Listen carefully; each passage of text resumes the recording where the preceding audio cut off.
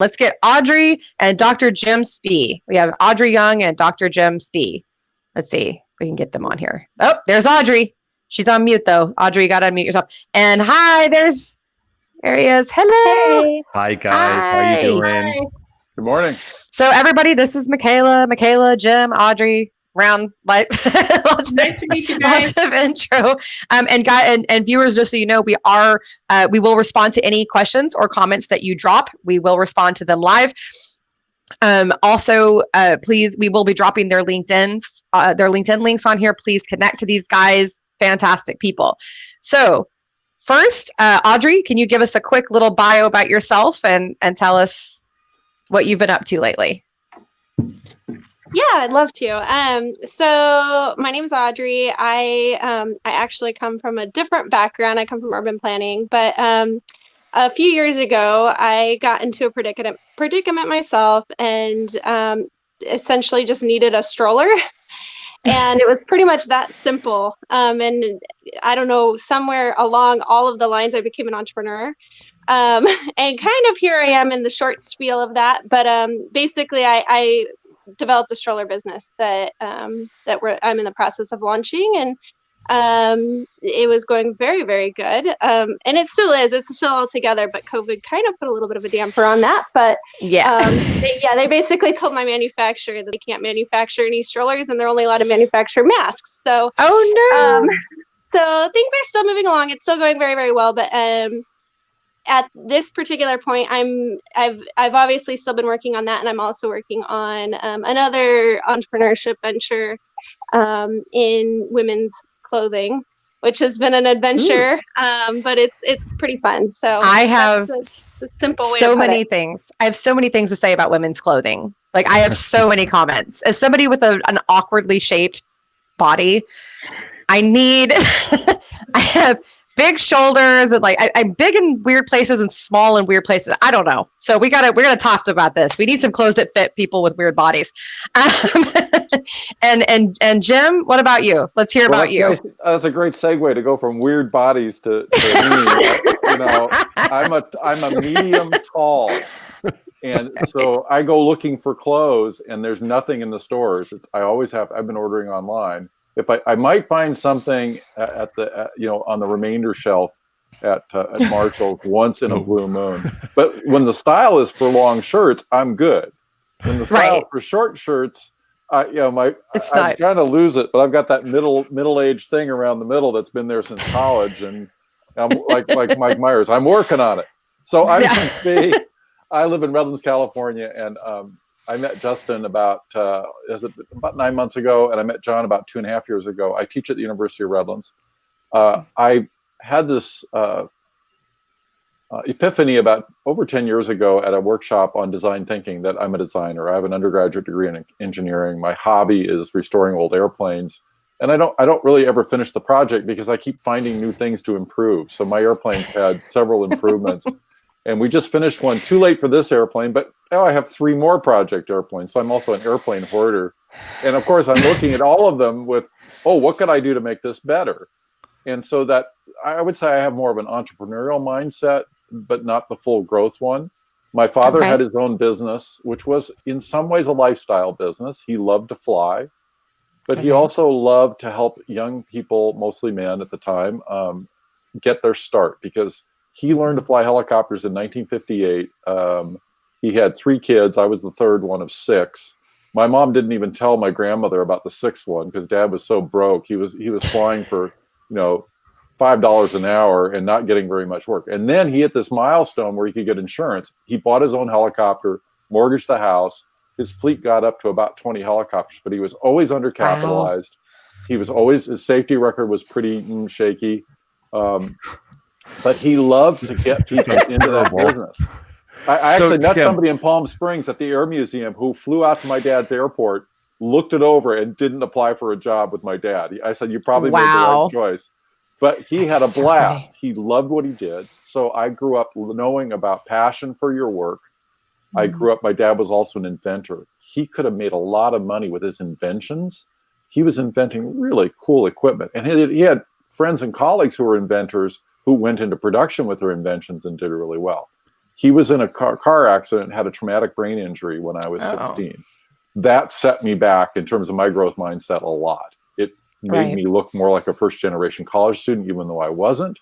And it really had a big economic impact on my family. Right. Half of us stayed entrepreneurial. 2 of them own their own business. One's an attorney and the other one's is in construction. Third one is in sales. He loves sales. He's very outgoing. I hid out in higher education, but with this shift to entrepreneurship, what happened is I went from design thinking to green business, realized nobody's hiring anybody for green business, and then came to a conclusion: start your own green business. Don't wait for that to come to you. So and Jim, that led us to John. Real quick, what you guys don't know is Jim also teaches MBAs. So he's a professor of business. What he didn't even talk about that yet, but he talks about. I'm tired of doing it. I'm ready to move on. But in terms of his career, Jim's one of those guys that have been teaching MBAs for such a long time, and we know MBAs are very, very different than entrepreneurs. Mm-hmm. So, what is the big difference between what an entrepreneur does and what MBAs do? Is the question. Well, the goal of the programs, when you go through MBA programs, and even when you go to the career sites that business schools and universities put up, I put entrepreneur up into, I think it's called Handshake is the one we're using. Mm-hmm. Entrepreneur doesn't come up. CEO comes up. Business owner does not come up. Wow. It's all about getting you a job. And I've been talking to people in the K-12 space, especially high school career and tech education, which includes entrepreneurship in a very small number of schools. But it's mostly the mindset. It isn't even beginning to this. The mindset is I don't even know if I want a job. I don't know what a job is. So there's a long way to go to get from I don't even know what a job is because my parents just work really crummy. I don't know what a career is. Let me correct that. I know what a job is, and I don't want a job. I want a career, but I don't know what a career is. I don't know anybody who has a career. There's no one in my network.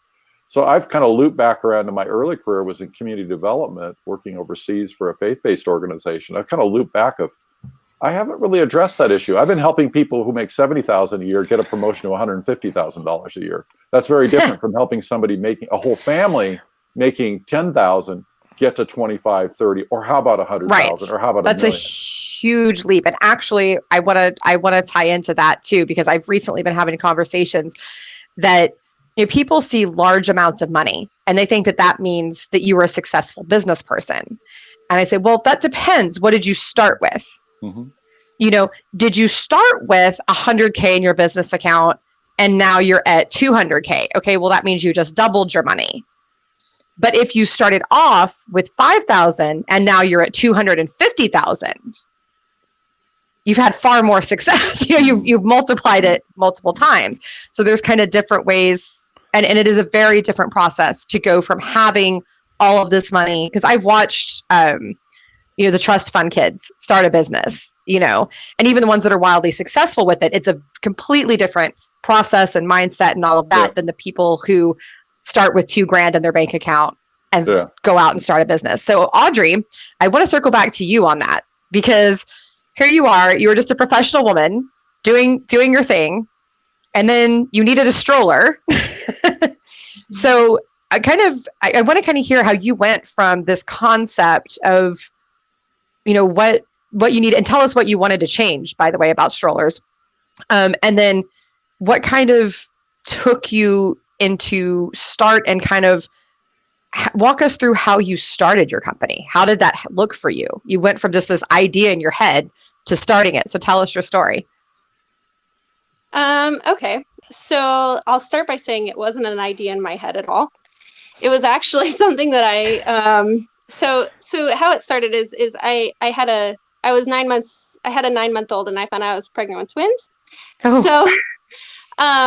So that kind of propels you into chaos, right? So I love to get out. I love to go do things. And I literally saw my entire life zoning into my living room, because there just simply are no strollers that will fit, 2 or 3 car seats, or, for all those parents out there that do have multiples, they can definitely relate. But even all the parents out there that just simply have 2 kids, they could relate as well.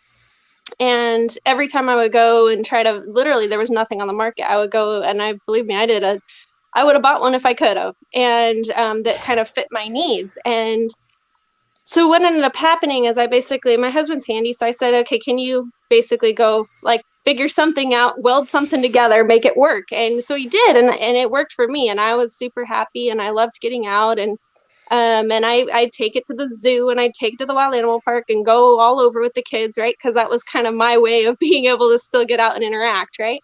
Right. But what I started to notice after the first 2 or 3 months is I literally had hundreds and hundreds of people coming up to me and asking me about it. And I need that. And where'd you get that? And can you make me one? And I'll buy this one off you right now. I mean, I had people offering me $5,000 standing in Costco, like, take your kids out, give it to me. And it's done. I've been like, done. That's done. Money in my house. So it's not pretty. It was definitely like roughly welded together, but it served a need, right? It met the need that people needed. And it's purely just there wasn't any other solutions. And so one day I said, you know what, I'm going to count how many people. So I had 37 people one day come up to me when I was at the wild animal park. And that's when I said, okay, I counted 37 people. That wasn't just people walking by looking. That was like people actually coming up to me. So I started running, I'm very, very analytical. So I started pulling out my own Excel spreadsheets and trying to figure out like what that even means to try to develop a stroller, and how could I make it for people. I didn't really want to make it in my garage and have something happen and be liable and all of that. So I started working with patent attorneys and got turned down quite a bit by a lot of people. And what are you thinking? And got that conversation quite a bit. And yeah, I mean, everybody's like, liability, babies, strollers, bad idea. Just don't go there. So, but with that being said, I still continuously have people coming up to me with this need. So that's when I started a few years ago. So real quick, I got to hop in there because I love that part of the story. So you're having all these people that you're reaching out to try to make this work going, no, don't do this. No. No people. And so what made you just go, no, I know this is right, I'm going to keep going? What was it? For me, I think it was, I looked around, I'm like, well, there's a lot of other strollers out there. Why can't I do it? The worst thing that's going to happen is some big company is going to come and sue me over something just to knock me out of the market, right? But I truly believe that there was a need. And so it's building the story, it's building all of it, right? So I did a ton of customer discovery. Once I decided, okay, I'm going to move forward with this, I started working with IP attorneys, and I basically said, okay, I don't need your 45-minute long, spiel, just do what I'm asking. And so so I kind of started, I'm telling you, my accountant, IP, I got it from everybody, right? I'm like, I finally got to the point that I just start with like, yes, I know I'm crazy, but just help me out here. So that's kind of how it started. And I just kind of kept pushing forward. And I think for me, what it really was is it wasn't an if, it's a when. And so it's kind of like you just keep moving forward and you kind of keep putting opportunities and creating opportunities, and eventually it'll pan out. And that's something that I kind of learned along the journey, because there's a lot of setbacks. There's a lot of people that came up to me when I was first trying to figure out, how do I do this design? I have absolutely no idea. And I had people quote me $1.5 million to do the design. I'm like, well, I don't have that, no. I can't, I have a few grand, but that's not going to do it. Right. And so, so I just kind of started keep plugging along. And I at one point in time, I got involved with with this small business development center. And through there is where I met Justin, and Justin kind of said, this is interesting, let me see your stuff. And I was like, okay, I'm going to show him it. And he's probably going to think I'm crazy like everybody else. But he actually looked at it and he goes, well, you actually kind of have a lot here. And so he's like, why don't you just start doing some true customer discovery? And so I started with that, and that's kind of how it kind of started building. And I did over 150 customer interviews to kind of figure out what exactly is the need. Like, why are these people interested, and why do they, what is driving this? And so, but not only their need, but also how do they shop? Where do they shop? Why are they shopping? Who's buying it? All of the psychographic data. I want to talk about that too for just a second. Yep. So Jem, we're talking about really gather, and this is an important process, guys. When you're starting a business, you have to do this customer research. Okay. And you can do it. There's all different ways to do it. Okay.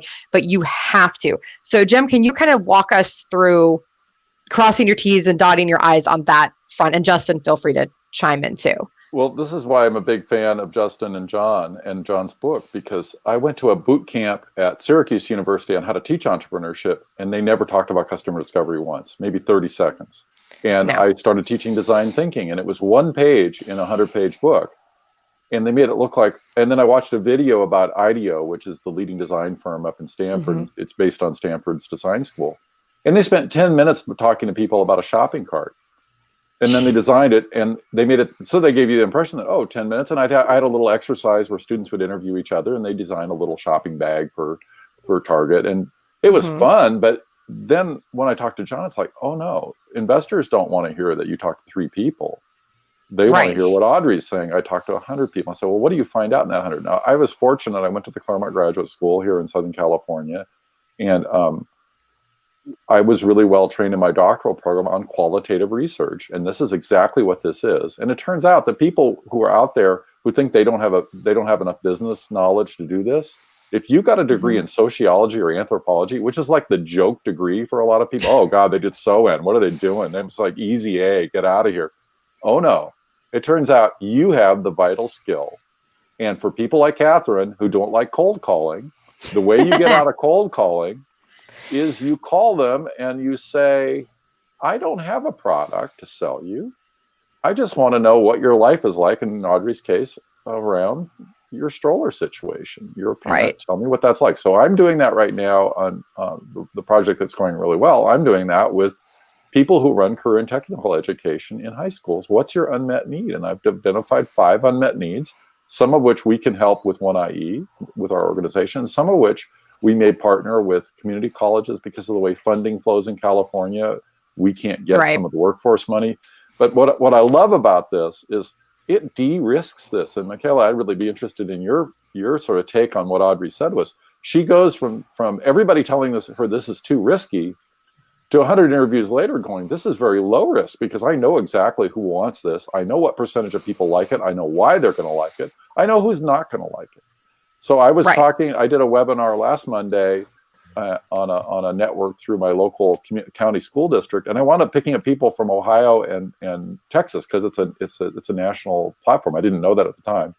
And so I got a hand raised. My students, this was a high school teacher Zooming from her classroom. They were back in class, which was great. So there's like 15 students there. I don't know anybody. So I said, well, how many of you have Instagram? How many of you have Snapchat? All their hands go up.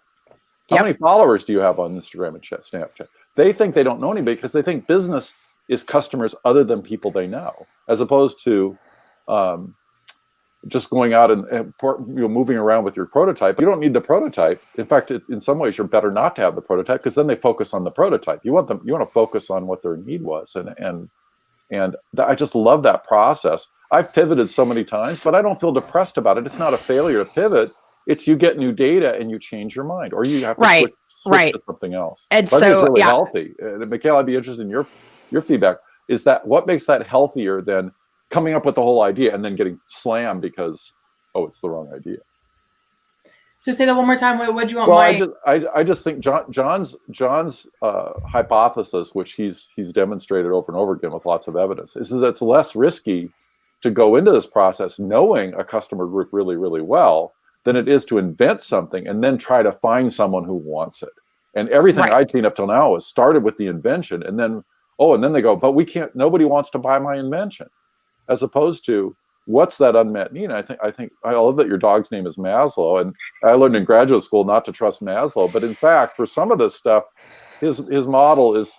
It actually makes some sense. It's like I need to know what's not satisfying about your current situation. And I'm so glad that you brought up unmet. I'm sorry, Catherine. It looked like you're about to say something. Do you mind? No, go ahead. Go ahead. I'm so glad you brought up the unmet needs because that's so important. And what I heard in Audrey's story, I know it seems that we sort of lost her, but what I heard in her story and as well in yours, Jim, is that I hear this vision. And hi, Audrey. There she is. Hi, sorry about that. I got stuck backstage. Yeah, no worries. But yeah, I hear vision. And I think that is so important for the entrepreneurial mindset, is that you have a vision of where you're going, and you're going to meet all these unmet needs that are out there. And that is so important for the vision aspect, because when you have that to drive you towards the goal, I mean, it's just, I see that as such a big goal to have in mind. And as long as you can like focus on that, I think that you've really set yourself up for a lot of success. You have to, and you do kind of have to keep telling yourself that you're okay. So for me, it wasn't that my overall concept was a problem, because people are like, oh, well, people have been doing recruiting for years. Where I had people telling me that I was certifiably insane is how I structured that and how I charge. Because one of the reasons I started my company is that what people charge for staffing is criminal. Charging 20 to 25% of an annual salary for something that, I'm going to give you a little recruiting secret here, rarely takes 40 hours of actual, like really, really, really working on it. That's just insane to me. So I set out to charge far more reasonable rates and to work specifically with entrepreneurs, because I love working with entrepreneurs. I've helped several companies grow and helped several companies get started. So it was very important to me to keep feeding that love and to help other people realize their dreams. So I had people just no. And so what I did was I started talking to entrepreneurs and the little guys, and they were going, yes, thank you, because I need this help and nobody's giving it to me. And then I started doing employee relations consulting and all of that stuff as well. But these guys needed help, but they couldn't afford it. And that's ridiculous. So I just stepped in and said, okay, here we go. Let's do this. So I think you're right, Michaela. I think that having that positive feedback, and Jim too, I think having that positive feedback is imperative in the process. So Justin, when it came to starting your company, which is teaching entrepreneurs, what gave that to you? What was your positive reinforcement versus the negative? Let's talk about both. Okay, so let's start with the negative. That's probably the longer list. So I met, so go back a bit here. There's these organizations that the government SBA runs called SBDC, Small Business Development Centers. They're all over the U.S. and they have a tremendous amount of resources. If there's one near you, go check them out.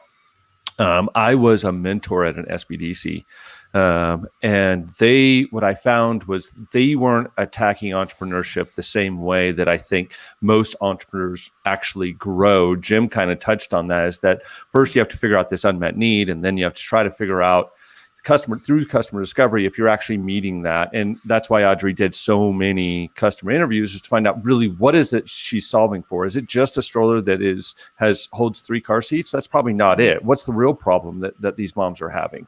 And so understanding your customer's actual need is imperative. Right. What is the problem that you're solving for them? Or are you giving them a gain in some sort, right? It could be both. So I found that with what we were doing at SBDC was we were teaching people not this entrepreneur journey, but more of along the lines of what Jim traditionally teaches, which is business classes. We were saying, okay, well, make sure you understand your financials. Make sure you understand capitalization tables. Make sure you understand what marketing looks like for you. Find a local marketer, and all this stuff, which are steps down the road from where you're starting. Right. And John was a mentor at SBDC. That's how I met John. And we were mentoring some of the same teams, and we were talking to them saying, look, you have to start at square one. I want to know what your customer is. And Audrey touched on it a bit, is that I want to know not only their demographics, not geographics also. I could figure that out almost by just looking at people and having a few simple words exchanged. But I want to know their psychographic. I want to know where they buy, why they buy, what it motivates them. And then I want to know their behaviors in terms of how they shop, where they spend their money. What do they do with their money? As a business owner, I need to know that there's a reason they're going to give me their hard-earned cash. Right. So when we started doing that, then I realized we should just do our own organization. And of course, I was told by every SBDC in the region, every county, every city, every educational institution, Jim's included, University of Redlands, and UC Riverside. There's 5 universities here, and several junior colleges. All of them said, "Don't do this. We already do what you do."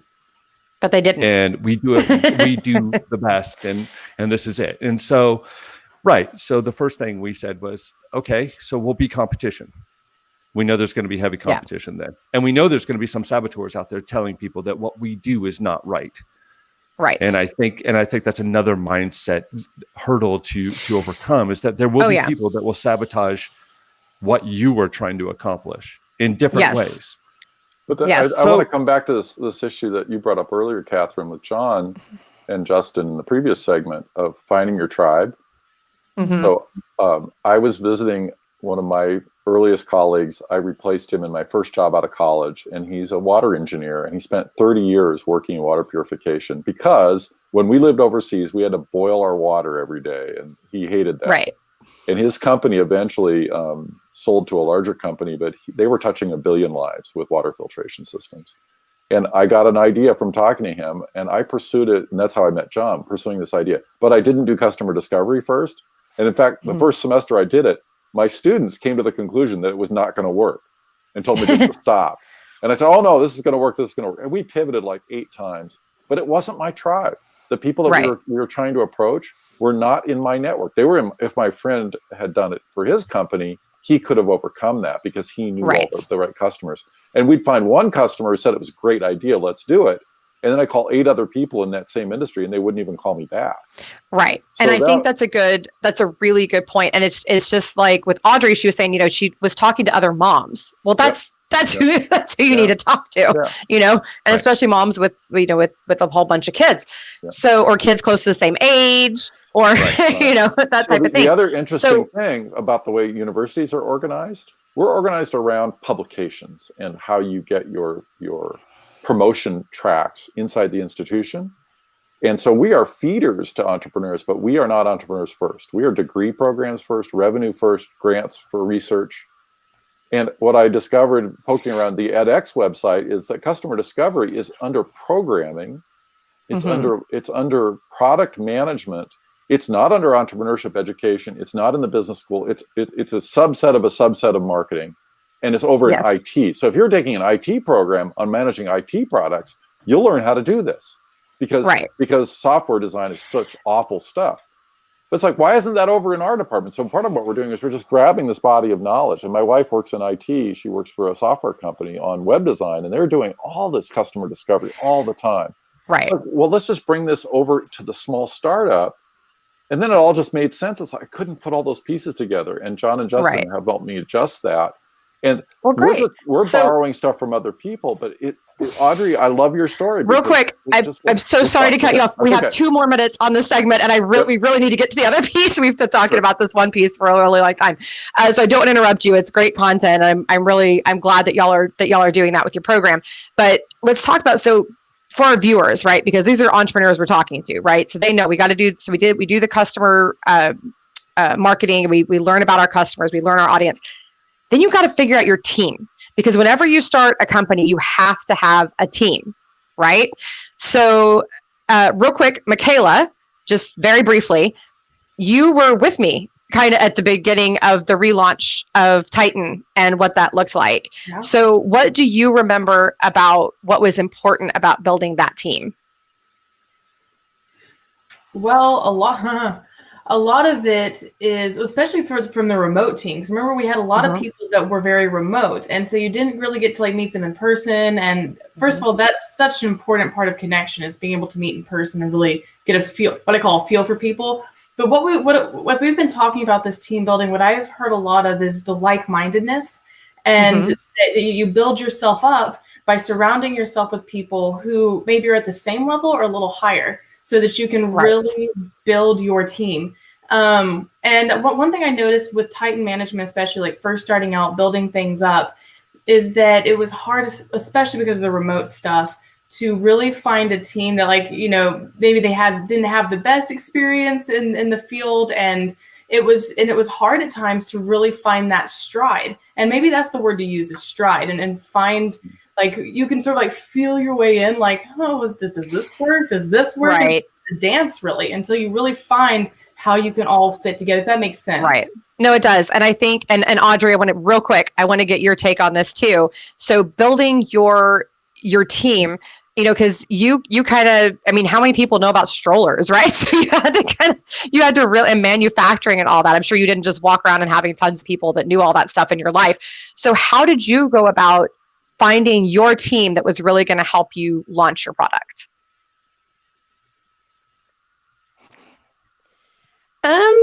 Teams are interesting. Teams. So I would say that it's definitely been an iterative journey with teams. So I do have a phenomenal team. With that being said, it's absolutely critical to find people that work with you really, really well and complement. Right. We all complement. I like that you said that. You're not all the same person. You complement each other. Exactly. Yeah. So and I look for people to be on my team that do complement kind of my skill set, because I would much rather rely on somebody that does fabulous graphic design than me sit there in front of Photoshop for days on end trying to create something, right? That turns out okay. I'd rather focus on what I'm good at and respect that they're good at other things. And so I have a phenomenal team. I have a co-founder that he's an engineer for Lockheed Martin and does all kinds of designs for he's actually a missile designer, but he does all the tooling design for them. Oh, interesting. So he kind of came up to me and said, well, yeah, he's like, I can help you with, we kind of went through a whole process, and he's helping with the actual physical design and CAD and so forth. And he has a lot of manufacturing contacts. So stroller designed by rocket scientists.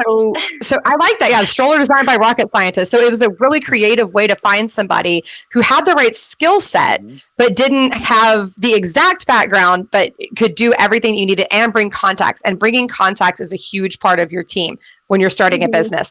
And I'm so sorry, guys, we've got to wrap up. We've gone over already on this session, but thank you so very much for coming on. You were both an absolute joy. We're going to bring on Linnell Renfro Falk